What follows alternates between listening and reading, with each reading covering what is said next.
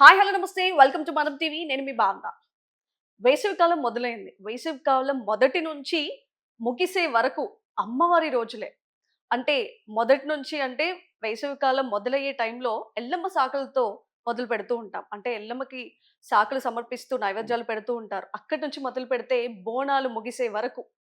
So, వేసవికాలం మొత్తం అమ్మవారి పూజలన్నీ ఎన్నో పూజలతో, ఎన్నో దీక్షలు, ఎన్నో అమ్మవారి రోజులని ఇంకా ఇక్కడ వేసవికాలం మొత్తం అమ్మవారి రోజులనే చెప్పుకోవచ్చు. సో, జోగినిలో ప్రత్యేకంగా వాళ్ళు ఈ వేసవి కాలంలో చాలా పెద్ద ఎత్తునైతే పూజలు నిర్వహిస్తూనే ఉంటారు. అసలు జోగినులెవరు? శివశక్తులెవరు? సో, ఇలాంటి విషయాలు చాలా చాలా పెద్ద ఎత్తున చర్చలు చాలా మంది చేశారు. చూస్తూనే ఉన్నాం. సో, శివశక్తులు ముఖ్యంగా పురుషులకి ఎందుకు అమ్మవారు వస్తుంది? ఇలాంటివి కూడా ఇప్పటి వరకు కమెంట్స్ కూడా చాలా వచ్చాయి. చూస్తూనే ఉన్నాము. సో, శివశక్తులకి సంబంధించి, జోగినులకి సంబంధించి అసలు వాళ్ళిద్దరి మధ్య ఏంటి? అంటే డిఫరెన్స్ ఏంటి? ఇలాంటివి తెలుసుకునే ప్రయత్నం చేద్దాం. మనతో పాటు ఉన్నారు జోగిని గోల్నాక, జోగిని సాయి బోనం. నమస్తే సాయి. నమస్తే అమ్మ. బాగున్నారా? బాగున్నాము. చాలా అలంకరణతో చాలా చక్కగా ఒక అమ్మవారి రూపంగా మా ముందు కూర్చుంది అన్నట్టుగా కనిపిస్తున్నారు. సో, జోగిని సాయి బోనం అంటే అసలు ఈ పేరు ఉన్న ప్రత్యేకత ఏంటి? జోగిని అంటే శివుని చిన్న బిడ్డలందరినీ శివశక్తులు మరియు జోగినిలను పిలవడం జరుగుతుందన్నమాట. శివుని చిన్న బిడ్డలంటే ఎల్లమ్మ, పోచమ్మ, మైసమ్మ గ్రామ దేవతలందరూ కూడా శివుని చిన్న బిడ్డలని పిలవడం జరుగుతుంది. సో, ఆ ఒక్క గ్రామ దేవతలు ఈ ఒక్క జోగినుల మీదకి, శివశక్తుల మీదకి వస్తుంది కాబట్టి, ఈ యొక్క శివశక్తులను కానీ, జోగినులను గాని శివుని చిన్న బిడ్డలని పిలవడం జరుగుతుంది. అసలు జోగినిలో ఎక్కడ పుట్టారు? ఎల్లమ్మ ఎప్పుడైతే లందలో దాగుంటుందో, అప్పుడు వాళ్ళ కూతురు సిరియాల గౌరమ్మ తన లందలోకిని బయటికి తీసుకురాడానికి, తన కొడుకు పరశురాముడు బయన్ల వేషమేస్తాడు. తన కూతురు జోగురాలు వేషమేసేసి, అమ్మవారికి తెరుపుల పటం కొట్టేసి, పటం లోపల అమ్మవారిని దాయితమ్ములతో అంటే బయన్ల పూజవార్లతో, ఒగ్గు పూజారులతో అమ్మవారిని వేడుకోవడం జరుగుతుందనమాట. వేడుకున్నప్పుడు ఆ ఒక్క అమ్మవారు తన కూతురు మీదికి రావడం జరుగుతుంది. వచ్చినప్పుడు ఆ రోజు నుంచి జోగురాలు పుట్టడం జరుగుతుంది. శివశక్తులు అంటే ఏంటి? జోగులు అంటే ఏంటి? శివశక్తులు అంటే వాళ్ళు మ్యారేజ్ చేసుకొని లైఫ్ లీడ్ చేస్తారమ్మా. వాళ్ళకి అమ్మవారు వస్తుంది. జోగినీలంటే అమ్మవారికి ఒక కత్తితో కళ్యాణం చేసుకొని, కత్తికి బాసింగం కట్టేసి, అమ్మవారి సేవలో, అమ్మవారి కృపలో, అమ్మవారి ధ్యాసలో ఉంటారనమాట. వీళ్ళెక్కడ మ్యారేజ్ చేసుకోరు. ఒక స్త్రీ కానీ, ఒక పురుషుని మ్యారేజ్ చేసుకోదు. ఒక పురుషుడు కానీ, ఒక స్త్రీని మ్యారేజ్ చేసుకోకుండా, ఒక అమ్మవారి వేషధారణ, ఒక అమ్మవారి అలంకరణ ఉన్న వారిని జోగిని అని పిలవడం జరుగుతుంది. ఒక పురుషుడికి అమ్మవారు ఎలా వస్తుంది? అంటే ఇక్కడ స్త్రీ, పురుషులని మాత్రం తేడా ఏమి లేదమ్మా. అమ్మవారు ప్రతి ఒక్కరికి ఎవరి మీద అయితే కన్ను పెడుతుందో, అంటే కొంతమందికి 5 ఏండ్ల వయసులో వస్తుంది, కొంతమందికి 9 ఏండ్ల వయసులో వస్తుంది, కొంతమందికి 20 ఏండ్ల వయసులో వస్తుంది, కొంతమందికి 40 ఏండ్ల వయసులో వస్తుంది. అమ్మవారు మెచ్చి పూజ కానీ, వాళ్ళ భక్తి కానీ, వాళ్ళ రూపం మెచ్చి కానీ అమ్మవారు వాళ్ళ ఒంటి మీదకి రావడం జరుగుతుంది. వచ్చినప్పుడు వాళ్ళని శివశక్తిగా పిలవడం జరుగుతుంది. మనల్ని సృష్టించింది ఆ దేవుడైతే, మనతో ఏం అవసరం? అంటే మనుషుల్లోకి ప్రవేశించడానికి దేవుడికి ఏం అవసరం? సపోజ్ ఇప్పుడు వాయువు ఉంది, అగ్గి ఉంది. ఇప్పుడు వాయువు, అగ్గి ఏ విధంగా అయితే రొటేట్ అవుతూ ఉంటుంది మన ఫ్యూచర్‌లో. అంటే కొన్ని మంచి, చెడులు మనకి ఫ్యూచర్‌లో తెలవాలనుకుంటే, ఆ విధంగా అమ్మవారి ఒక ప్రజలోకంలో కొంతమంది సెలెక్ట్ చేసుకొని వాళ్ళ ఒంటి మీదకొచ్చినప్పుడు, ఇది జరగబోయే కాలం, ఇది జరుగుతుందని చెప్పడం జరుగుతుంది. ఈ వేసవికాలం మొదలైందిప్పుడు. సో, వేసవి కాలంలో మొట్టమొదటిగా ఎల్లమ్మకి శాకలు సమర్పిస్తూ నైవేద్యాలు రకరకాలుగా పెడుతూ ఉంటారు. సో, ఇలా మొదలయ్యే ఈ వేసవి కాలంలో అసలు ఎల్లమ్మతో ఎందుకు మొదలు పెడతారు? అసలు అలా ఎందుకు చేస్తారు? అందులోనూ శాకతో సమర్పిస్తూ ఉంటారు. అది ఎందుకలా చేస్తారు? అంటే ఈ వేసవిలో ఎండలు చాలా విపరీతంగా ఉంటాయి కాబట్టి, ఎండలు తట్టుకోవడానికి సూర్య భగవంతుడు అంటే అమ్మవారు ఎప్పుడైతే పచ్చకుండతో బోనం తయారు చేస్తుందో, అప్పుడు ఈ సూర్య భగవాన్ కిరణాలను కోరుకుంటుందనమాట. అయితే అటువంటి కుండని ఒక 2 నిమిషాల్లో ఎండిపోయినప్పుడు మానవులు తట్టుకుంటారో లేదో అని చెప్పేసి అమ్మవారు ఏం చేస్తదంటే, ఈ యొక్క మాఘమాసం అమావాస్య తర్వాత మళ్ళీ మాఘమాసం అమావాస్య వచ్చే వరకి ఎల్లమ్మకు సాకలని చెప్పేసి పోయడం జరుగుతుంది. అయితే ఈ ఎల్లమ్మ సాకల ప్రత్యేకత ఏంటంటే బాపనెల్లమ్మ అని ఉంటుందన్నమాట. ఇడుపుకి 5 బొట్లు పెట్టేసి శనగలు కానీ, గుడాలు, పెసర్లు, ఉనుములు, కందులు అని చెప్పేసి అలా 5 రకాల శనగలు ఉడకబెట్టేసి మరి ఘటం కుండ అంటే కల్లు సాక. ఘటం అంటే కల్లు అనమాట. అమ్మవారికి కల్లు సాక పోసేసి ఈ యొక్క వేసవి కాలంలో, ఈ యొక్క మాఘమాసంలో భక్తులందరిని కూడా చల్లగా చూడాలని చెప్పి కోరుకొని ఆ ఒక నైవేద్యాలు, ఆ ఒక సాకలు పెట్టడం జరుగుతుంది. బోనం యొక్క ప్రత్యేకత ఏంటి? బోనం అంటే భోజనం అమ్మ. సాంస్కృత పదంలో బోనాన్ని భోజనంగా మనం పిలవడం జరుగుతుంది. బోనానికి ప్రత్యేకత ఏంటంటే, మనం ఎవ్రీ ఇయర్ ఆషాఢ మాసం, శ్రావణ మాసంలో బోనాలు చేయడం జరుగుతుంది. ప్రత్యేకత ఈ యొక్క బోనం ఏంటంటే, మనము అమ్మవారికి ఆడుపడుచుగా మనం ఆషాఢ మాసంలో మన ఇంటికి పిలుచుకొని, అమ్మవారికి భోజనం పెట్టేదాన్ని బోనం అంటాము. ఈ బోనానికి ఏందంటే, మనం పసుపు, కుంకుమ, సున్నంతో అలంకరణ చేస్తాం. మనము ఏ విధంగా అయితే పసుపు, కుంకుమలతో ముత్తైదు అవతారము ఎత్తుకొనైతే ఉంటామో, ఆ విధంగా బోనాన్ని పసుపు, కుంకుమలతో అలంకరించడం జరుగుతుంది. అక్కడ బోనంలో నైవేద్యము ఏ నైవేద్యమైనా పెట్టొచ్చు. పులిహోర గాని, పెరుగన్నం గాని, దద్దోజనం గాని, బగారన్నం గాని, బూరెలు గాని, పూరీలు గాని. వేపాకుతో అలంకరణ ఏంటంటే, ఈ ఒక బాక్టీరియా, వైరస్, క్రిములు అంటే ఒక వేపాకుకి యాంటీబయాటిక్‌కి ఉన్నంత శక్తి ఉంటుందన్నమాట.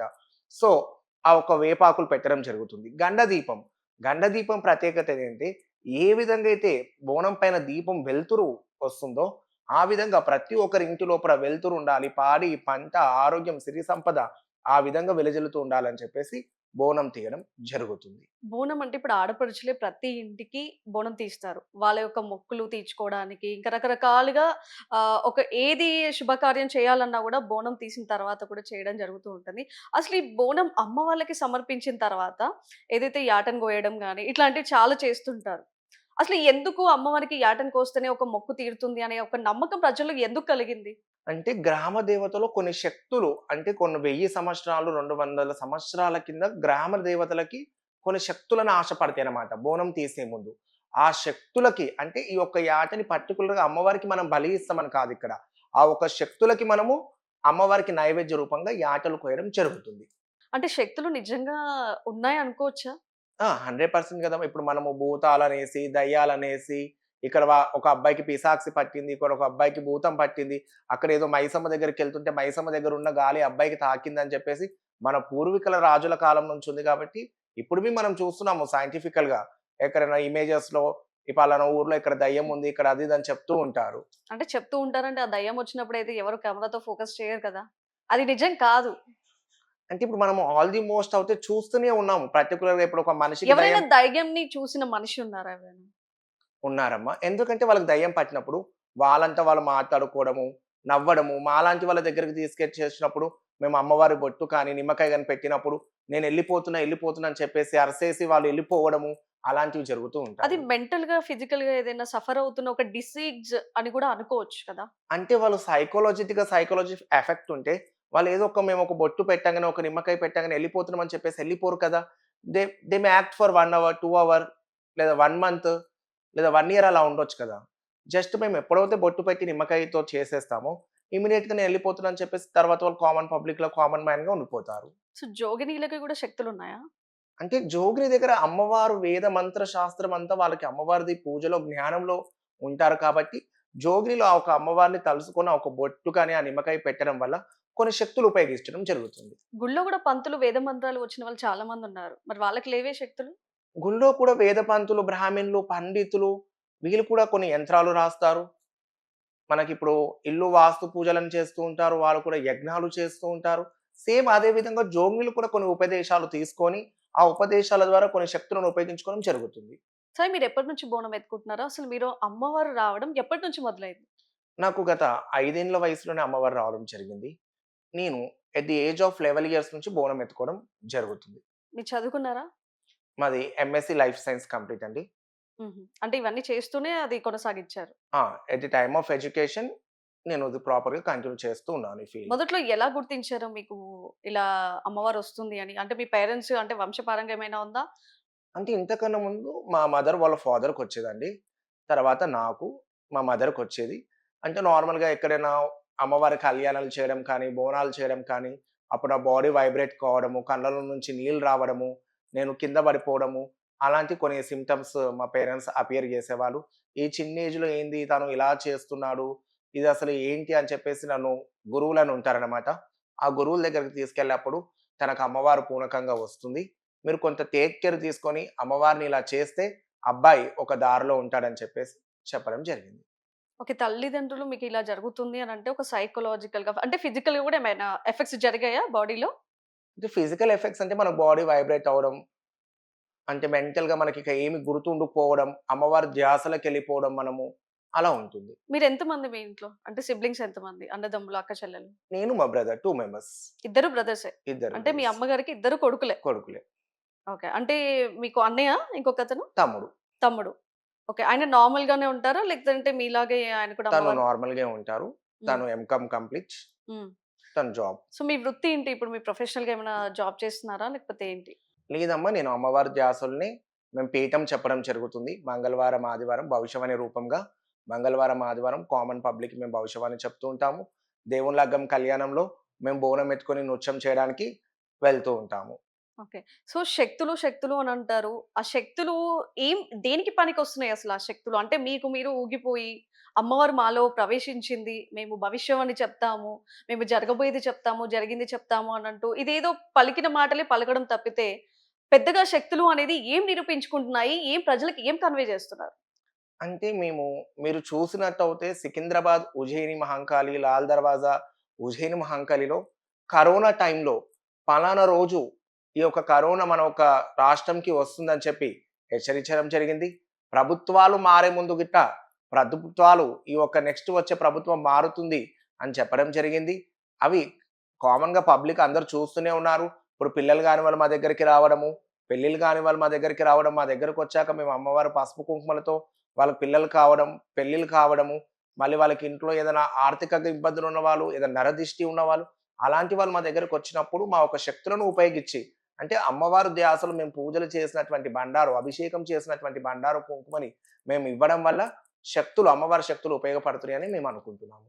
సాయి మీ ప్రొఫెషనల్ ఏంటసలు? నా ప్రొఫెషన్ వచ్చేసి జోగిని, బోనం ఫీల్డ్. మొత్తం ఇదే. ఇదే. సో, మనకి ఎలా మీకు అంటే ఇన్‌కమ్ ఎలా? అంటే మేము ఒక్క బోనంకొచ్చేసి ఇంత కాస్ట్ అని చెప్పి మేము తీసుకోవడం జరుగుతుంది. అంటే బోనం అంటే నాకు అర్థం కాలేదు. అంటే వేరే వాళ్ళు ఎవరైనా బోనం చేయడానికి మిమ్మల్ని పిలుస్తూ ఉంటారా? ఇప్పుడు దేవుడి లగ్గాలలో బోనాలు వెతుక్కోవడానికి వెళ్తాము. ఎవరైనా మొక్కుబడి ఉన్నవాళ్ళు, ఎక్కడైనా గుడి దగ్గర గాని, జాతరలలో గాని బోనాలు తీస్తే, మాలాంటి వాళ్ళతో బోనాలు తీపిస్తే మేలు జరుగుతుంది. మాకనుకున్న పనులు అవుతాయి. ఎవరైనా పనులు తీర్చాక మా దగ్గరకొచ్చే కామన్ పబ్లిక్ వాళ్ళకేదైనా పనవుతే, మాలాంటి వాళ్ళతో బోనం తీపిస్తే బావుంటుందని చెప్పి, వాళ్ళు కొంత ధన కానుకగా, కొంత గోల్డ్ కానుకగా, కొంత సిల్వర్ కానుకగా మాకివ్వడం జరుగుతుంది. ఇప్పుడు మామూలుగా ఉన్న ప్రజలు కూడా బోనాలు తీసుకొనొస్తారు. లక్షల్లో తీసుకొనొస్తారు. ప్రజలు లక్షలైతే జోగినీలు చాలా తక్కువే ఉంటారు. అంత ఎత్తునైతే ఉండరు కాబట్టి.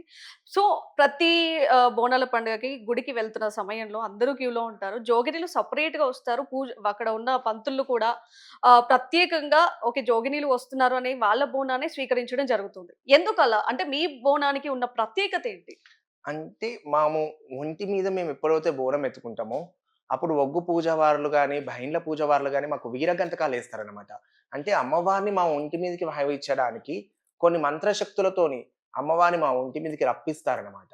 రప్పించాక మేము నృత్యం చేసుకుంటూ అమ్మవారిని ఆ ఒక నృత్యం చేసినప్పుడు మాకేం గుర్తుండదనమాట.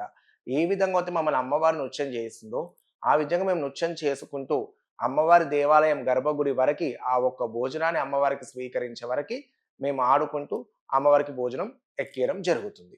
ఈ పూనకాలు వచ్చే సమయానికి అంటే ఏదైతే టైమింగ్ ఉంటది.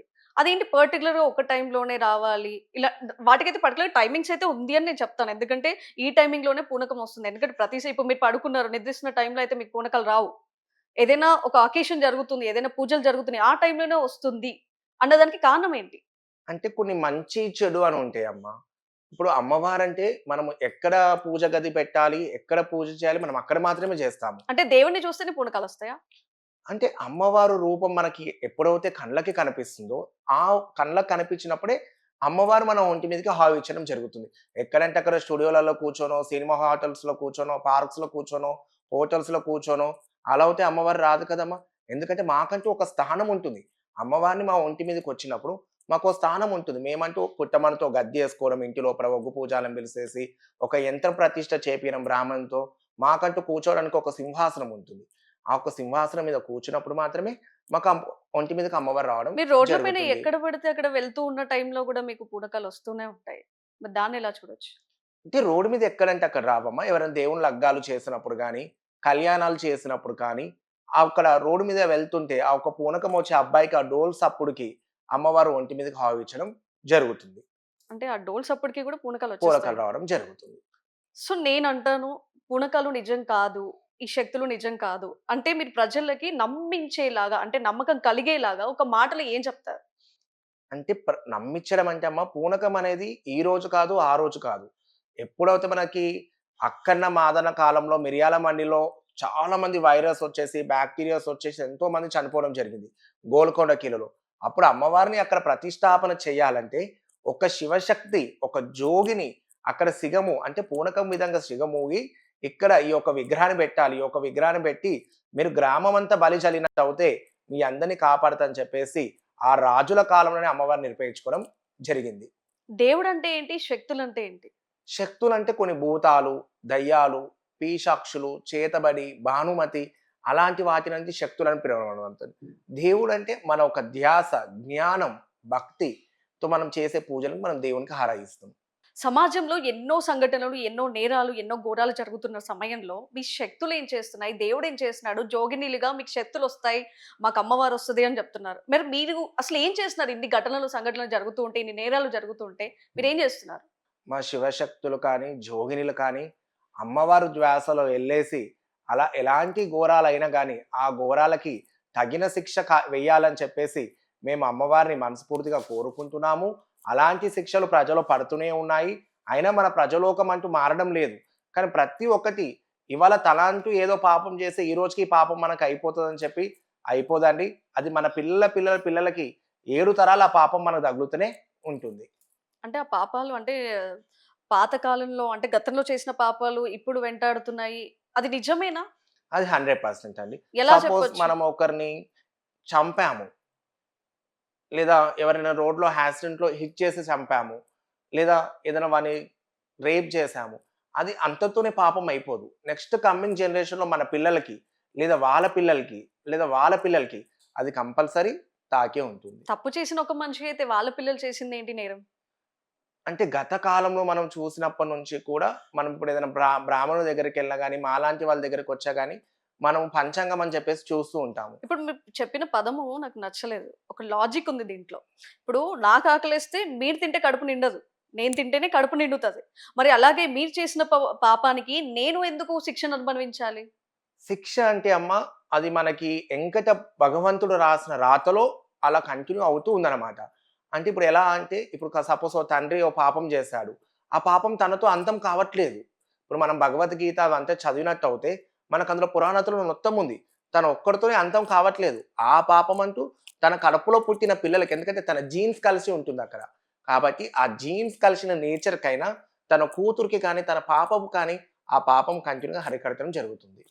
ఇన్ని శక్తులతో మీరేమి ఎవ్వరిని కానీ, ఈ సమాజంలో ఏదైనా జరుగుతున్న ఘటనలు గాని ఏమాత్రం కాపాడలేరా? అంటే ఈ ఈ యొక్క జోగినిలు, శివశక్తులతో అమ్మవారితో ఎంతవరకు అయితే అవుతుందో, అంతవరకే అమ్మవారిని వేడుకొని ఎంతవరకు కాపాడగలగనో అంతవరకు కాపాడగలుగుతూ ఇక్కడ వస్తున్నాము. జోగినిలు, శక్తులు పక్కన పెడితే అమ్మవారు మీలో ప్రవేశించిన తర్వాత మీరు అమ్మవారితో సమానమే. సో, శక్తులు, జోగినిలు పక్కన పెడితే అమ్మవారు మీలో ప్రవేశించిన తర్వాత మరి అమ్మవారు ఎందుకు ఏం చేయట్లేదు? ఎప్పుడు కానీ మన అమ్మవారు ఒక చెడు చేయండి, ఇవాళ ఇది చెడు అవుతుంది, ఈ చెడు చేయండి అని చెప్పి ఎక్కడ కూడా అమ్మవారు చెప్పదు కదండీ! అది మన మనసు రోగంతో అంటే మన ఓవర్ థింకింగ్, ఓవర్ కాన్ఫిడెన్స్‌తో మనం చేస్తున్నాము. ఎక్కడ కూడా అమ్మవారు ఈ ఒక వర్క్ చేయండి అని చెప్పదు. ఏందంటే అమ్మవారు మీరు చల్లగా బతకండి, మీరు ఒక రూట్‌లో వెళ్ళాలి, మీకు మా దీవెనలు ఉంటాయని మాత్రమే అమ్మవారు చెప్తుంది. ఇదంతా వాంటెడ్‌గా చేసిన దానికి కూడా అమ్మవారు ఎలా యాంక్రిఫైస్ అవుతుందండి? అంటే అమ్మవారు ఆపలేదంటారు. అంటే అమ్మవారు ఎంతవరకు ఆపాలి అంతవరకు ఆపుతూ ఏ ఉంటుంది. మాత్రం ఆపింది? అంటే ఇప్పుడు సపోజ్ ఏ మాత్రం ఆపింది అంటే, ఇప్పుడు సపోజ్ మన కరోనాలో ఎంతో మంది చనిపోయారు. అంటే వాళ్ళకి అక్కడికి రాత ఉంది కాబట్టి వాళ్ళు అక్కడికే చనిపోయారు. ఇప్పుడు మంచిగా ఉన్న వాళ్ళని మెడిసిన్స్ యేసుకొని ప్రాపర్ డైట్ మెయింటైన్ చేసిన వాళ్ళు, ప్రాపర్‌గా హాస్పిటలైజ్ చేసిన వాళ్ళు, వాళ్ళంతా అమ్మవారి కృపతో బతికారు అనుకోవచ్చు గదా! సరే అక్కడి వరకే ఉంది. వాళ్ళది అక్కడి వరకే క్లోజ్ అయిపోయింది. చనిపోయాల్సిన పరిస్థితొచ్చింది. వాళ్ళది అక్కడి వరకే రాసుంది రాత అంటే అక్కడి వరకు చనిపోయారు. మొన్న కుంభమేళాలో ఒక ఫ్యామిలీ పర్సన్స్ అందరూ నాచారం నుంచి వెళ్లారు. ఒక మంచి మినీ బస్ కట్టుకొనెళ్లారు అక్కడికి. అన్నట్టుగా అక్కడికి వెళ్లి దర్శనం చేసుకున్నారు. దాంట్లో కుంభమేళ ఏదైతే పవిత్ర స్నానాలు నది ఉందో, ఆ నదిలో వాళ్ళు మునగడం కానీ, ఆ పాపాలు తొలగిపోతాయని చెప్పేసి ఒక నమ్మకంతోనే అక్కడికెళ్లారు. దాదాపు మొత్తం వాళ్ళ ఫ్యామిలీ అంతా కూడా అక్కడ పుణ్యస్నానం నిర్వహించుకొని రిటర్న్ వస్తున్న సమయంలో చనిపోయారు. అంటే పాపాలు చేసిన వాళ్ళే వెళ్తున్నారా అని గూడా మీరు క్వెషన్ చేయొచ్చు. కానీ కాదు. పాపాలు చేసిన వాళ్ళు వెళ్తున్నారు. చెయ్యని వాళ్ళు వెళ్తున్నారు. నిజానికి ఈ మనిషి అన్నవాడు ఎవరు కూడా పాపం చేయని వాళ్ళంటూ ఎవరు ఉండరు. చలో అందరూ పాపాలు చేసిన వాళ్ళమే దాంట్లో మునగడానికి వెళ్ళాం. మరి దాంట్లో మునిగిన తర్వాత పాపాలు పోతాయన్నప్పుడు మునిగి బయటికొచ్చి ఇంటికి వెళ్తున్న సమయంలో ఎలా చనిపోయారు మరి? అంటే కుంభమేళలో మనం చూసినట్టయితే దాదాపు 300 మీటర్స్ అంటే 3 కిలోమీటర్ల వరకు చాలా రష్‌గా ఉంది. అంటే అక్కడ మేబీ ట్రాఫిక్ ఇబ్బంది వలన కావచ్చు. ఇవన్నీ ట్రాఫిక్, ఈ 300 కిలోమీటర్లు ఇవన్నీ మనుషులు మనం సృష్టించుకున్నాం. దేవుడు సృష్టించలేదు ఇవన్నీ. మన జనాభా పెరిగింది. మనం పుట్టిన పిల్లలు గాని, మన జనాభా మనం పెంచుకున్నాము. ఇవన్నీ మన క్రియేషన్స్. అసలు దేవుడి సృష్టిలో ఇదంతా ఎందుకుంది? అసలు దేవుడు సృష్టించిన అంటే ఇప్పుడు కుంభమేళలో మునిగితే పాపాలు పోతాయన్నప్పుడు, వాళ్ళు ఏం పాపం చేసుకున్నారని చెప్పేసి రిటర్న్‌లో వస్తున్న టైంలో చనిపోయారు మరి? అంటే వాళ్ళకి శని కానీ ఉండొచ్చు. వాళ్ళక్కడ అక్కడ మునిగినా కానీ వాళ్ళకున్న పాపాలు తొలగిపోకపోవచ్చు. అక్కడ స్నానం చేసినా కానీ వాళ్ళకి నొష్టలో ఉన్న గ్రహాలు అంటే సూర్యగ్రహాలు, చంద్రగ్రహాలు, ఇంద్రుడు, చంద్రుడు అని చెప్పి శని గ్రహాలలో ఉంటాయన్నమాట. ఆ గ్రహాలలో కూడా ఆ వాళ్ళకి గ్రహాలన్నీ పుణ్యస్నానం చేసిన తర్వాతే వచ్చాయంటారా? అంటే అక్కడ పుణ్యస్నానం చేసినా కానీ వాళ్ళకి తొలగకపోవచ్చు. అంటే అది కొన్ని ఏండ్ల నుంచి వాళ్ళకి అది ఎమ్మడిస్తుందన్నమాట శని. సో, ఆ శని అనేది అంటే వాళ్ళక్కడ చావడం అనేది అది పాపం అని కూడా కాదు.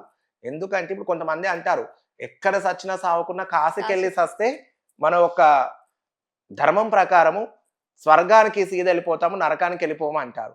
సో, వాళ్ళు అలా ఎళ్ళినప్పుడు వాళ్ళకి పాపాలు తొలగకోకున్నా గానీ వాళ్ళక్కడ చనిపోయినా కానీ వాళ్ళు స్వర్గానికి వెళ్ళొచ్చు, నరకానికెళ్ళకుండా అని కూడా అనుకోవచ్చు. అంటే ఇప్పుడు వాళ్ళు చనిపోవడం వాళ్ళ పుణ్యాత్ములేనా?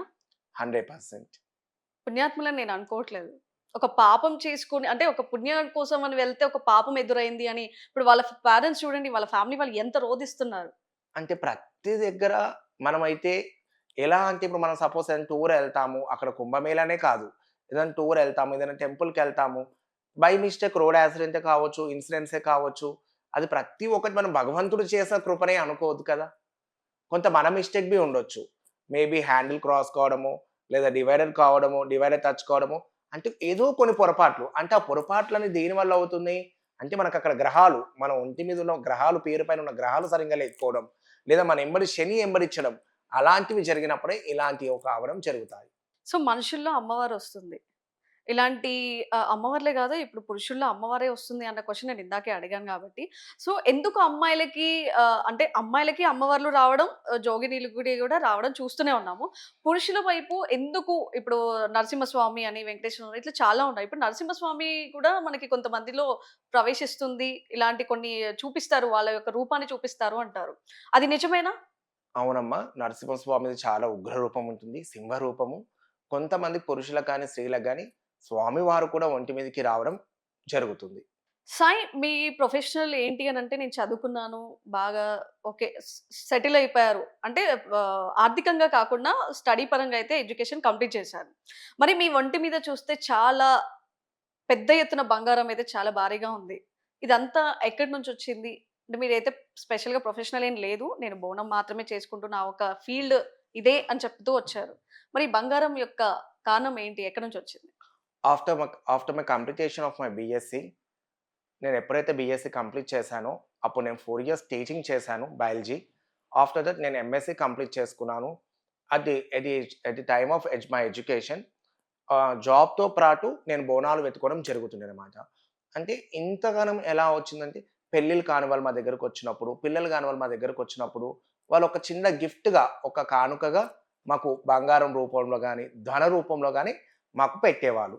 ఓకే. అంటే ఇప్పుడు జాతకం గూడా చెప్తారా జోగినీలు? జోగినీలు మంచి, చెడు పిల్లలు కాని వాళ్ళకి, పెళ్ళిళ్ళు కాని వాళ్ళకి ఏమన్నా దోషాలుంటే, ఏమన్నా గృహప్రవేశాలు, నరదిష్టి ఇలాంటివేమన్నా ఉంటే చెప్పడం జరుగుతుంది. అంటే జోగినీలకి శివశక్తులకి డిఫరెన్సెస్ చెప్పినట్టు మాకు అర్థమవుతుంది. ఓకే. శివశక్తులంటే శక్తులతో ఉన్నవాళ్ళు శివశక్తులు అన్నట్టు అంటే జోగినీలు. అసలు జోగినీలు కొంతమంది అమ్మాయిలున్నారు, అబ్బాయిలు గూడా ఉన్నారు.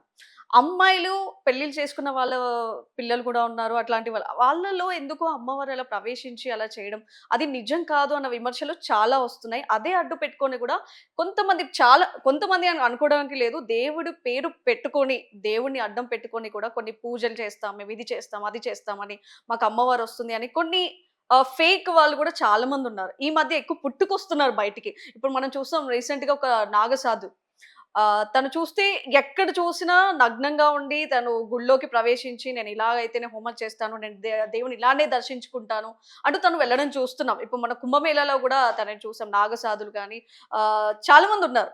ఇప్పుడు మనం చూసిన ఒక నాగసాధు గురించి చెప్పుకోవాలంటే, మనం చూసిన వైరల్ అవుతూనే ఉంది. అసలు తను ఎందుకు చేస్తుంది? తను ఫేక్ అని చాలా మంది అంటున్నారు. లేదు తనని పూజించే వాళ్ళు గూడా ఇంకొంతమంది గ్రామాల్లో పిచ్చి ప్రజలు చాలా మందున్నారు. ఓకే అమ్మ. ఇక్కడ మీరు నాగసాధు అని చెప్పి క్వెషన్ అడిగారు కదా! తను నాగసాధు అంటే తను బై బర్త్ సాధు కాదు. సో, బై బర్త్ తన పేరు వచ్చేసి శ్రీను. తర్వాత తనకు ఒంటి మీదకి అమ్మవారు ప్రవేశించడం జరిగింది. తర్వాత తను ట్రాన్స్ వుమెన్‌గా మారారు. ట్రాన్స్ వుమెన్‌గా మారేసేసి తను సాధులలో కలిసిపోయారు. ఎక్కడ మీరు చూసినట్లయితే హిమాలయాలలో సాధులు కూడా ఎక్కడ లగ్నంగా తిరగరు. ఒంటి మీద ఏక వస్త్రం అంటే ఒక్క వస్త్రానికి 8 ముళ్ళు గాని, 4 ముళ్ళతో వాళ్ళు వస్త్రాన్ని కట్టుకోవడం జరుగుతుంది. హిమాలయాలలో. అంటే వాళ్ళు కాశీలో కాలినటువంటి శవాలు కాలినటువంటి బూడిదని రుద్దుకోవడము, వాళ్ళెక్కడ కూడా లగ్నంగా తిరగరు. యాక్చువల్లీ సాధులవుతాయి. సాధులు ఎక్కడైనా గాని ఒక్క వస్త్రాన్ని 8 ముళ్ళు గాని, 4 ముళ్ళు గాని అంటే ఆ ముళ్ళు ఏందంటే బంధన. ఆ ఒక బంధన ముళ్ళు కట్టుకొని వాళ్ళు ఎళ్ళడం జరుగుతుంది. ఇప్పుడు మీరన్నట్టు తను అక్కడ ఫేక్ అని చెప్పలేము. నిజమని చెప్పలేము. సో, భవిష్యవాణి ఏదైతే జరగబోయేది చెప్తారో, జరిగింది చెప్తుంటారు గదా! సో, ఇప్పుడు మన సమాజంలో జరగబోయేది ఏం చెప్తారు? అంటే భవిష్యవాణి ఎక్కడంటే అక్కడ చెప్పమమ్మా. ఆషాఢ మాసంలో ఒక పచ్చి కుండని ఏర్పాటు చేయడం జరుగుతుందనమాట. ఉగాది తర్వాత.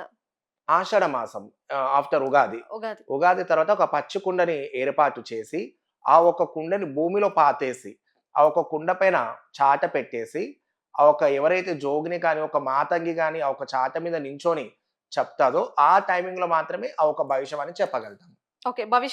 భవిష్యవాణి గురించి అంటే ఆ సమయంలోనే చెప్తారు. మీరు జ్యోతిష్యం కూడా చెప్తూ ఉంటారా? ఆ! జ్యోతిషం అంటేసి మేము పేర్లు అంటే అందరూ చెప్పరు ఒక జోగినులందరూ. మనిషిని చూడగానే గూడా ఒక అమ్మవారు ఇలా ఈ మనిషి ఇటువంటి మనిషి అని గూడా ఒక అమ్మవారు చెప్పిస్తుంది అని నేను విన్నాను రీసెంట్‌గా. అంటే మాకెప్పుడైతే ఒంటి మీదకి పూనకంగా అమ్మవారు ఒంటి మీదకి ఆవహిస్తుందో, అప్పుడు మాత్రమే ఆ మనిషి పర్టిక్యులర్ చెప్పగలుగుతాం. నార్మల్ టైమింగ్‌లో నార్మల్ పబ్లిక్ ఎలా ఉంటారో మేము అలాగే ఉండడం జరుగుతుంది. మీకు కష్టాలున్నాయా లైఫ్‌లో? కష్టాలంటే ఇక కామన్ అండి. ప్రతి ఒక్క వ్యక్తికి ఉంటే ఉంటాయి. ప్రతి ఫీల్డ్‌లో ఏదో ఒక కష్టం అంటూ ఉంటే ఉంటే నాకు బి కొన్ని కష్టాలు వచ్చినాయి, ఎదుర్కొన్నాను. ఈరోజు ఒక స్థాయిలో నించోవడం జరిగింది. అంటే మీ పేరెంట్స్‌కి గాని ఎవరికి ఏ కష్టం వచ్చినా ఇప్పుడు కష్టాలు లేని మనిషి ఉండరు అన్న మాట నిజమే. మీకు కష్టం వచ్చినప్పుడు అమ్మవారికి ఏదైనా కోరుకుంటే నాకు ఈ కష్టం తీరాలి అని కోరుకుంటే నిజమైందా? అంటే మీకు మీరుగానే చేసుకున్నారా అలాంటిదేదైనా? కొన్ని ప్రాబ్లమ్స్ నాకు కష్టం వచ్చినప్పుడు నేను మా ఇంట్లో ఎల్లమ్మ తల్లి, మైసమ్మ తల్లిని బాగా నమ్ముతాను. నాకేదైనా ప్రాబ్లమ్స్ వచ్చేప్పుడు అమ్మ నాకు ఇలా అవుతుందని చెప్పి నేను దండం పెట్టుకోగానే నాకు అమ్మవారు 100% నాకు వాటికి రిజల్ట్స్, ప్రాబ్లమ్స్ కొన్నిటికి సొల్యూషన్స్ మాత్రం 100% చూయించింది. అమ్మవార్లు చాలా ఉన్నారు. మీకు ఏ అమ్మవారొస్తుంది? నాకు మైసమ్మ, ఎల్లమ్మ. ఎందుకు ఆ ప్రత్యేక ఇద్దరు అమ్మవార్లు? అంటే మా ఇంటి దేవతలనమాట. కులదేవతలు. కులదేవతలు. మా పెద్దలు పూర్వీకుల నుంచి ఈ యొక్క అమ్మవార్లను పూజించడం జరిగింది. అంటే ఇప్పుడు బాలమ్మ తల్లి అని అంటారు. బాలమ్మ తల్లి అంటే ఆమె కూడా అమ్మవారు లాంటిదేనా? లేకపోతే ఏంటి? అది కూడా కొన్ని ఇంటికి మాత్రమే పరిమితంగా ఉంటాయి. అందరూ కొలవకుండా అంటే బయటి వాళ్ళు కొలవరు. వాళ్ళ ఇంటి పరిమితంగా ఉండే బాలమ్మని మొక్కుతూ ఉంటారు. కొన్ని బాలమ్మలు చాలా డేంజర్ అని కూడా చెప్తూ ఉంటారు. వాళ్ళ ఇంటికి వెళ్ళొద్దు. ఇలాంటివి చెప్తూ ఉంటారు. అసలు బాలమ్మ అంటే ఏంటి? బాలమ్మ అంటే దీంట్లోనే ఉంది ఫస్ట్ లెటర్‌లోనే బాల్యం అన్నట్టుగా వినిపిస్తుంది. అంటే చిన్న పిల్లలు అన్నట్టు. బాలమ్మ అంటే ఇరుపు బాలమ్మ అంటారు. పంచబాలమ్మ అంటారు. బరిబత్తల బాలమ్మ అంటారు. అంటే బరిబత్తల బాలమ్మకేందంటే ఒంటి మీద ఒక వస్త్రం లేకుండా ఆమెకు నైవేద్యం పెడతారు. ఆమెని బరిబత్త బాలమ్మ అంటారు. ఇరుపు బాలమ్మ అంటే ఇంటి బయట మనం ఒక బొమ్మను పెట్టేసి, ఒక కుండ ఏర్పాటు చేసేసి అది ఇరుపు బాలమ్మ. అంటే తను బి ఒక గ్రామ దేవతకి ఈక్వలే. అది అందరికీ ఉండదు. కొంతమందికుంటుంది. ఒక ఆడగొర్రెని సుడితో ఉన్న గొర్రెని తెచ్చేసి, ఆ ఒక గొర్రెని గుంత దోవేసి అదంతా కొన్ని కార్యక్రమాలు చేయడం జరుగుతుంది. ఒక అబ్బాయిగా పుట్టినందుకు అంటే సాయి అంటే అబ్బాయి మొదటి నుంచి. సో, ఇంత అలంకరించుకున్న తర్వాత ఎప్పుడైనా అనిపించిందా మీకు? నేను అమ్మాయిగా పుట్టుంటే చాలా బావుండేది. ఒక అమ్మవారి రూపం నాలో ప్రవేశిస్తుంది. నేను గూడా అమ్మాయినయితే బావుండేది అని ఎప్పుడైనా అనిపిచ్చిందా? అంటే చాలా సార్లు అనిపిస్తుంది. ఎందుకంటే మనం ఈ అలంకరణ ఏసి గిల్టీ‌గా ఫీల్ కావడం కన్నా, మనం అదే అమ్మాయిగా ఒక రూపంలో ఉంటే, ఎప్పటికదే అమ్మవారి అలంకరణలో ఉంటుండే కదా! అని చెప్పేసి అనిపిస్తుంది. అమ్మవారి రూపంలో అంటే అలంకరణ అంటే నేను ఒప్పుకుంటాను. కానీ మేకప్‌లేసుకొని ఎందుకు జోగినీలు ఇలా ఎక్కువ మేకప్‌తో ఉంటారు. ఎందుకలా? అంటే మేకప్ అంటూ ఏమి ఉండదమ్మా. ఇప్పుడు మనం ఒక ప్రోగ్రామ్‌కెళ్తాము. పబ్లిక్ మనల్ని 4 దిక్కుల నుంచి చూస్తూ ఉంటారు. 4 రాష్ట్రాలు, 4 దేశాలు, ప్రపంచం నుంచి ఇప్పుడు ఒక బోనం ఎత్తుకోవాలంటే, మనం ఒక అమ్మవారు రూపంగా కనిపియాలంటే, పసుపు, కుంకుమ, గంధాలైతే పెట్టుకొని అలంకరణ కాలేము. కాబట్టి కొద్దిగా పౌడర్స్ జనరేషన్ మారింది కాబట్టి కొద్దిగా పౌడర్స్, లిప్‌స్టిక్స్ హైబ్రోస్ ఇప్పుడు అమ్మవారికి కాటుక పెడతాము. అదే మేము కళ్ళకి కాటుక పెట్టుకుంటాము. టిక్లీ, ముక్కు పోగు, కమ్మలు, గాజులు ఏ విధంగా అయితే ఒక స్త్రీ అమ్మవారి రూపంగా అలంకరిస్తుందో, ఒక శివశక్తి జోగిని గిర అదే విధంగా అలంకరణ అయి బోనాలు ఎత్తుకోవడం జరుగుతుంది. గత సంవత్సరం చూసుకుంటే జోగినీల వల్ల కొన్ని సంఘటనలు జరిగాయి. మాకు గుర్తింపు లేదు, మమ్మల్ని రానివ్వలేదు, మాపై చేయి చేసుకున్నారు అంటూ కొన్ని ప్రెస్ మీట్‌లు జరిగాయి. కొన్ని ఎన్నెన్నో చాలా ఇష్యూస్ వచ్చాయి. సో, అసలు ఈ ప్రభుత్వం అని చెప్పలేము. సమాజంలో జోగినీలకి ఎలాంటి గుర్తింపు కావాలి? అసలు ఎలాంటి గుర్తింపు ఇప్పటి వరకు ఉంది? అంటే ఇప్పటివరకు మాకెలాంటి జోగినులకు ఎలాంటి గుర్తింపు లేదమ్మా. ఒక గుర్తింపు అంటే మేము కోరేది ఒకటే. ఎందుకంటే మేము ఒక కామన్ పబ్లిక్ బోనం వచ్చేసి వెయిట్ 1 కేజీ, 2 కేజీస్ ఉంటుంది. మా బిందెలు వచ్చేసి 7-8 కేజీస్ ఉంటాయి. మేము అందులో నైవేద్యము, వేపాకు అన్నీ పెట్టేవారికి మా బోనం 18-15 కేజీస్ లేదా 20 కేజీస్ వరకు మాకు బోనం వెయిట్ అవుతుంది. ఆ ఒక బోనం మేము ఎత్తుకొని ఆడి, ఆడి అలసిపోతాం కాబట్టి మాకు ప్రతి దేవాలయం దగ్గర సెపరేట్ ఒక క్యూ లైన్ ఏర్పాటు చేస్తే మేము చాలా హ్యాపీగా ఫీల్ అవుతాం. ఇప్పుడు బల్కంపేటలో ఎల్లమ్మ కళ్యాణం అని చెప్పేసి, చెరుగట్టులో శివపార్వతుల కళ్యాణం అని చెప్పేసి, వేములవాడలో సీతారాముల కళ్యాణం అని చెప్పేసి కళ్యాణాలు చేస్తారు. అక్కడ స్టేజ్ పైన ఆ వీఐపీ, ఈ వీఐపీ అని చెప్పి అందరూ వీఐపీలే ఉంటారు. అక్కడ ఒక శివశక్తిని గాని, ఒక జోగిని గాని కళ్యాణంలో కూర్చోబెట్టి అయితే ఎక్కడ కళ్యాణాలు చేయించారు. ఎందుకంటే మేమెప్పుడు నిత్య అమ్మవారి ధ్యాసలో ఉంటాము. ఒక 5 ఏళ్ళు పరిపాలిస్తారు వీఐపీ. మళ్ళీ నెక్స్ట్ 5 ఏళ్ళకి ఏ ప్రభుత్వం వస్తుందో తెలియదు. కానీ అలా మేము కాదు గదా! మేము పుట్టి మా ఊపిరి ఉన్నన్ని రోజులు మేము అమ్మవారి సేవల్లో ఉంటాం కాబట్టి, ఆ ఒక్క కళ్యాణాలలో కూడా పర్టిక్యులర్‌గా కొంతమంది జోగినులని, కొంతమంది శివశక్తులని కూర్చోపెట్టి మా పద్ధతులు అలాగుంటాయి కళ్యాణంలో. అక్కడ బ్రాహ్మణులు చేసే పద్ధతులు అలాగుంటాయి. ఒగ్గు పూజారులు చేసేది అలాగుంటాయి. అక్కడ వీఐపీలు వచ్చేస్తారు. అదే సాక్స్‌ల పైన కూర్చుంటారు. అదే వాళ్ళ విచ్చలవిడిగా చేస్తారు. అది కరెక్ట్ కాదు కదా! అక్కడ మేము కూర్చుంటే అక్కడ ఒక అలంకరణ విధంగా ఉంటాము. అమ్మవారికి ఏ విధంగా కళ్యాణం చేయాలో ఆ విధంగా చేపిస్తాము. మాకంటూ కొంత ప్రత్యేకత అక్కడ కళ్యాణంలో కూడా ఇవ్వాలని కోరుకుంటున్నాము. సాయి మీరు ఇప్పటి వరకు ఎన్నో ఇంటర్వ్యూస్ చేశారు. కొంతమంది కాంట్రోవర్సీ‌గా అసలు మీకు అమ్మవారు రాదు, అబద్ధం, శివశక్తులేం లేవు, జోగినీలు అనేది కూడా అబద్ధం. ఈ బోనం అనే ఒక కాన్సెప్ట్‌తో మీరు అమ్మవారు వస్తుంది అని ఒక షోకేస్ చేస్తున్నారు అని అంటున్న పబ్లిక్ కానీ, ఎవరైనా కానీ హూఎవర్. సో, వాళ్ళకి మీరు ఒక మాటలో చెప్పాలంటే ఏం చెప్తారు? బోనంతో మేము నటిస్తున్నామంటే ఒక కామన్ పబ్లిక్‌ని సేమ్ బోనం ఎత్తుకొని మాలాగా నృత్యం చేయమనండి. ఒక ఎంపీని చేయమనండి, ఒక ఎమ్మెల్యేని చేయమనండి, ఒక సీఎంని చేయమనండి, ఒక పీఎంని చేయమనండి, లేదా కామన్ పబ్లిక్‌ని చేయమనండి. మేము ఆడినట్టు అలా బోనం ఎత్తుకొని ఆడమనండి. అలా ఎవరికంటే వాళ్ళకి నెత్తి మీద బోనం నిలవడం లేదు కదా! ఎవరికైతే అమ్మవారి భక్తిలో ఉంటారో, ఎవరైతే అమ్మవారి ధ్యాసలో ఉంటారో, వాళ్ళు మాత్రమే 5 అంతరాల బిందెలు గాని, 3 అంతరాల బిందెలు గాని, 2 అంతరాల బిందెలు గాని, 7 అంతరాల బిందెలు గాని ఎత్తుకొని మేము ఆడగలుగుతున్నాం. మరి కామన్ పబ్లిక్ అలా ఆడగలుగుతలేరు కదమ్మా! అసలు అన్ని అంతరాల బిందెలు అసలు ఏంటి ఆ కాన్సెప్ట్ ఏంటి? అన్ని బిందెలు ఎందుకు ఎత్తుకుంటారు? మామూలుగా అయితే ఒక కుండ దాని పైన ఒక చిన్న ఇట్లా ప్లేట్ ఉంటుంది. దాంట్లో ఒక దీపం ఉంటుంది. అంటే 2 బోనాలంటేనే ఒకటి పెద్దది, ఒకటి చిన్నది ఉంటాయి. పైన దీపం ఉంటుంది. మరి మీరు అన్ని అంతుల బిందెలు ఎందుకు ఎత్తుకుంటున్నారు? అంటే ఎప్పుడైతే జమదగ్ని పుట్ట మీద పడుకొని జపం చేస్తూ ఉంటాడో, కార్తికేయుడు జమదగ్నిని బాణంతో పొడిచేస్తాడనమాట ఎల్లమ్మ భరతని. అప్పుడు ఆ జమదగ్ని ఏమని కోరుకుంటాడంటే, "నువ్వు సుట్ట లేకుండా నాగపామును తీసి, నాగపాముని సుట్ట చేసి ఏడంత్రాల బోనం ఎత్తుకోవాలి. అప్పుడప్పుడు ఉస్కె తెచ్చి దువ్వెడ ఉస్కె తెచ్చేసి, ఆ ఉస్కెతో నువ్వు 7 కుండలు తయారు చేయాలి. ఆ 7 కుండలు కూడా ఎటువంటి అంగడంలో పెట్టి కాలవద్దు. సూర్యుడు అక్కడ కిరణాలు వస్తుంటే, ఆ కిరణాలతోనే కుండ మాడిపోవాలి. అలాగే దూసరొడ్లు అంటే అప్పుడు కోసినటువంటి వడ్లని రోకలి పెట్టి దంచకుండా, నీ యొక్క అరిచేతితో, నీ యొక్క మోచేత్తో వడ్లని దంచి, నువ్వు కన్ను రెప్పలతో చెరగాలి ఆ బియ్యాన్ని. కన్ను రెప్పలతో చెరిగి దోషులతో నీళ్లు తెచ్చి ఆ ఒక కుండలలో పోసి, అదే సూర్య భగవంతుని కోరుకొని ఈ యొక్క బోనాన్ని వండాలని చెప్పి అమ్మవారు కోరుకుంటుంది. అలా ఎప్పుడైతే మునిరాజు ఏడంత్రాల బోనం కోరుకుంటారో, అదే బోనాన్ని మనం సత్యాన బోనం అని పిలవడం కూడా జరుగుతుంది. అక్కడ అమ్మవారే ఆ ఒక్క తన భర్త కోసము ఏడంత్రాల బోనం తీసుకెళ్ళి నైవేద్యంగా సమర్పించడం జరిగింది. దేవుడు లేడు, శక్తులు లేవు, ఏమీ లేవు అని నేనంటే మీరేం జెప్తారు? దేవుడు లేనిది ప్రజలోకంలో ఇన్ని పూజలు ఎలా అవుతున్నాయమ్మా? పూజలు అంటే అది మనమే చేసుకున్నాం గదా! దేవుడేమైనా చెప్పాడా మనకు పూజలు చేయమని? అసలు దేవుడు ఎందుకు పూజలు చేయమని జెప్తాడు? మనం ఇప్పుడు దేవుడు లేదు, పూజలు లేవు అంటున్నాం. మరి గాలి ఎక్కడిదమ్మా? అసలు మనకి గాలి కనిపిస్తలేదు కదా! మనం అసలు ఊపిరి తీసుకుంటున్నామని మనకెలా తెలుస్తుంది? అది సైన్స్ అనుకుంటాం. ఇది భక్తి అనుకోవచ్చు కదా మరి. ఆ భక్తి అంటే ఏంటి? సైన్స్ అంటే మనకు కనిపిస్తుంది లైవ్‌లో. ఇక్కడ భక్తి మీకు కనిపిస్తుంది. ఇప్పుడు సపోజ్ ఒక యాక్సిడెంట్ అయింది ఇక్కడ. ఏదో దేవాలయం ముందులో గాని, ఇక్కడ రోడ్ మీదనో యాక్సిడెంట్ అయింది. డాక్టర్స్ ఇక ఫైనల్ స్టేజ్ అని చెప్పి మనకు చెప్పారు. మన ఇంట్లో అమ్మవారిని మనము ప్రార్థించాక తను కొంత మళ్ళీ ఊపిరి తీసుకునే స్టేజ్‌కి రావచ్చు. అంటే అక్కడ భగవంతుడు నిఘా ఉన్నందుకే కదా తను మళ్ళీ రిటర్న్ అయ్యాడని మనం అనుకుంటాము. అట్లా అంటే దేవుడు ఉన్నప్పుడు చచ్చిపోయిన మనిషి కూడా లేచి రావచ్చు కదా! అంటే పర్టిక్యులర్‌గా మనం నమ్ముతేనే ఏదైనా ఇక్కడ మనం గాలి ఉందనుకుంటేనే మనం ఊపిరి తీసుకోగలుగుతున్నాం. ఇప్పుడు గాలి లేదని చెప్పి మనం ముక్కు బిగిర బతుకుంటే గాలి ఉంటుందా? హ్మ్. ఇది బి అంతే. మనం ఇక్కడ పర్టిక్యులర్‌గా ఒక భగవంతుడుండు. మనకు అమ్మ, నాన్న జీవించిన అమ్మ, నాన్న ఎలాగైతే ఉన్నారో, మనకలా ఒక భగవంతుడుందని చెప్పి మనం ఎప్పుడైతే నమ్ముతామో, అప్పుడే మన జీవితాన్ని కూడా కొనసాగించగలుగుతాం. దేవుడికి ఎక్కువ శక్తులున్నాయి. దయ్యానికి ఎక్కువ శక్తులున్నాయి. ఏ దేవతకి ఎక్కువ శక్తులుంటాయి. దేవుడికే శక్తులున్నాయి. ఆ శక్తితో ఏదైనా చేయగలరు. అంటే ఏదంటే అది చేయలేము. మరి అమ్మవారికున్న అట్లాంటప్పుడు దయ్యాలు లేకుండా చేయొచ్చు కదా! అమ్మవారికున్న శక్తులేంటంటే, కొంత నరులను కాపాడుతుంది. అంటే మన పబ్లిక్‌ని కాపాడుతుంది. అంటే ఈ యొక్క మనం ఎప్పుడైతే మనం కాలం అవుతామో, మనమే కొన్ని పిశాచులుగా తిరుగుతామనమాట. ఆ పిశాచులను తరిమి కొట్టడానికే ఈ మేకలు, ఈ దున్నపోతులు ఇవన్నీ బలి ఇవ్వడం జరుగుతుంది. జోగినిలో అబద్ధం అన్న వాళ్ళకి ఒక్క మాటలో మీరేదైనా చెప్పాలనుకుంటే సాయి ఏం చెప్తాడు? జోగినులు ఇవ్వాళ నిన్న మొన్న పుట్టిన వాళ్ళు కాదు. అమ్మవారు శ్రీ రేణుక ఎల్లమ్మ కడుపులో జన్మనిచ్చిన వాళ్ళే జోగినులని నేను చెప్పడం జరుగుతుంది. సాయి జోగిని బోనం అనే ఒక వ్యక్తి చాలా పాపులర్ అయ్యారు. నిజంగా నా ముందు కూర్చున్నప్పుడు నాకు కూడా అనిపించింది నిజంగా ఇంత మంచి అలంకరణతో నా ముందు ఒక అమ్మవారు కూర్చుందేమో. నిజానికి చెప్పాలంటే నేను పెద్దగా ఇలాంటివి నమ్మను.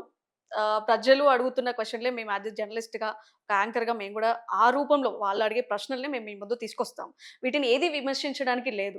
ఎందుకంటే ఒక శక్తులు ఉన్నవాళ్ళు, దేవుడు అంటే నమ్మకం ఉన్నవాళ్ళు ప్రజలకి ఎవరైతే నమ్మని వాళ్ళు ఉంటారో వాళ్ళకి నిరూపించాల్సిన రెస్పాన్సిబుల్ మీది.